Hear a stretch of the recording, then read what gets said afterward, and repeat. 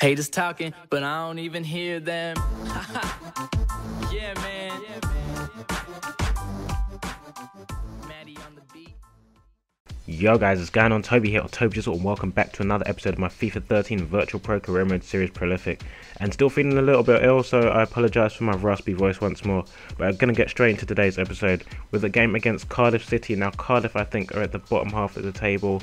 Not doing too well at this moment in time, but as you guys would recall from last season, they're a side that did quite well in the championship, and I think they gained the automatic promotion spot. I'm not entirely sure, I can't remember. I think they finished second, but we know they're going to be a challenge. They did beat Bolton Wanderers on a couple of occasions last season, so yeah, going to be hoping to pick up some points here, hopefully, because we're mid-table at the moment, still sitting behind Liverpool after that draw in the last episode. Going to be looking to try and leapfrog them in the table. And we start off quite brightly, getting an early chance there. Jizzle flicking the ball up and playing it through to Farlin, but he couldn't convert from that opportunity.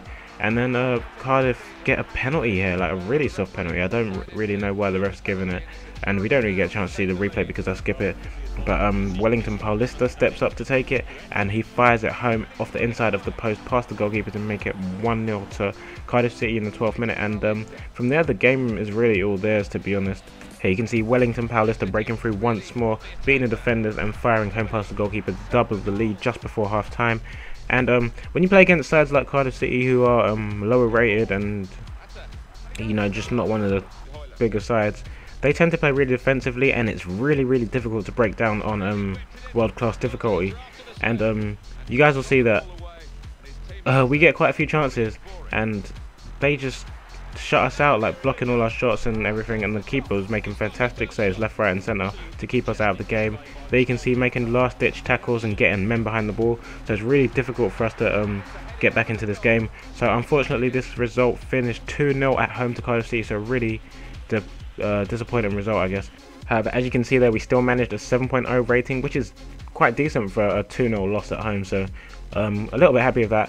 And we move on to our game against Everton.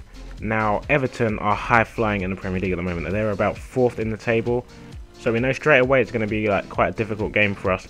And the 4-4-1-1 formation, once more, is a pretty difficult formation to break down. Everton with the likes of Fellaini and Osman in their midfield, going to be dominating that area of the pitch essentially. So we're going to have to look to probably hit them on the counter-attack. As you can see, still lying at 11th in the table, so not doing too badly considering our pretty poor start. However, we do kick off this game with a bang, working the ball beautifully through the midfield before Park finds Farlin, who beats the defender and fires home past Tim Howard to make it 1-0 in the 3rd minute of the game. So we really couldn't have asked for a better start.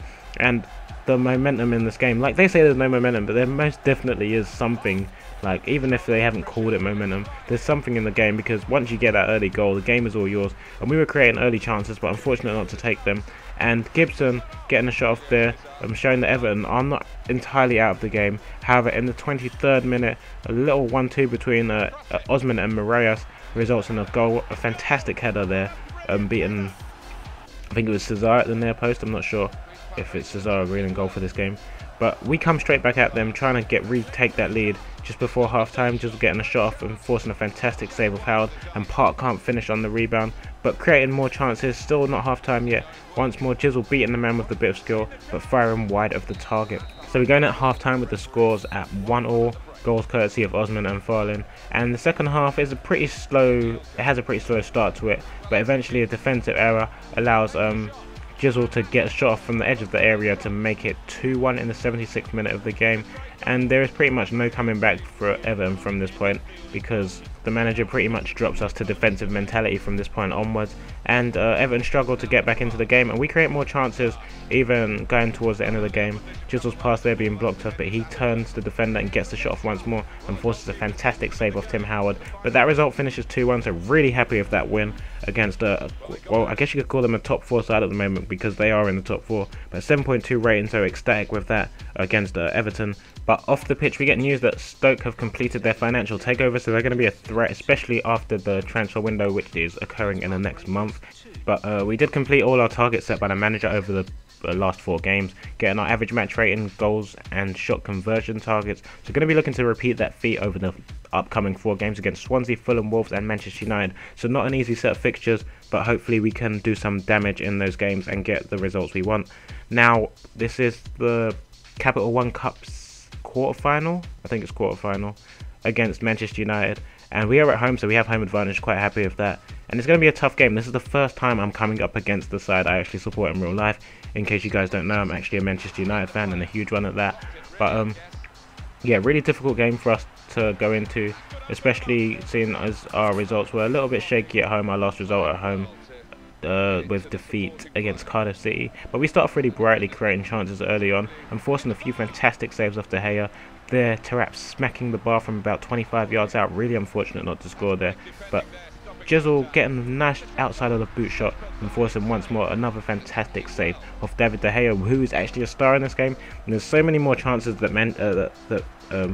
QPR get in this game that I haven't shown. But De Gea is a fantastic shot stopper in this game, and it's just... it was really unfortunate for us to come up against him. This could have been a severe hammering on another day maybe. But Jizzle breaking through in the 34th minute and getting the cross into Adel Tarap, who heads home past the goalkeeper to make it 1-0. And once you've taken the lead, you're kind of worried, especially as we move on to the second half. And you know how Manchester United are in real life, and they kind of integrate that onto this game as well, creating a couple early chances in the second half, but not taking them. But a lot of high pressure from Jizzle and a fantastic bit of footwork here. Sees him break away from the defenders and play the pass. And we work the ball out to the wing, where Park finds Basingwa, who plays the pass line for lethal Jizzle. And he tries to get the cross in, but the defender snuffs it out and it goes for a corner. Now, bigger sides tend to struggle defensively. I don't know if it's because of their mentality, whether they're too attacking, but when you play against the smaller sides, because of that defensive mentality, they seem so much harder to break down. Whereas when you play the bigger sides, they are a lot more attacking in their mentality, so there's a lot more space for you to exploit as a striker. And it kind of makes for unrealistic results, like you'll see in the upcoming episodes, some stupid results I get against bigger opposition, which really shouldn't be happening. But there, Kagawa hitting the post, and at this point in time I'm starting to worry about a possible Manchester United comeback or a typical late goal, as FIFA does. Rooney playing the ball through to Nani, but I think it's Basingwa who's there to make a block. Yeah, it is. And we eventually clear and see out the victory, so a fantastic 1-0 win against Manchester United. I'm mixed emotions about this.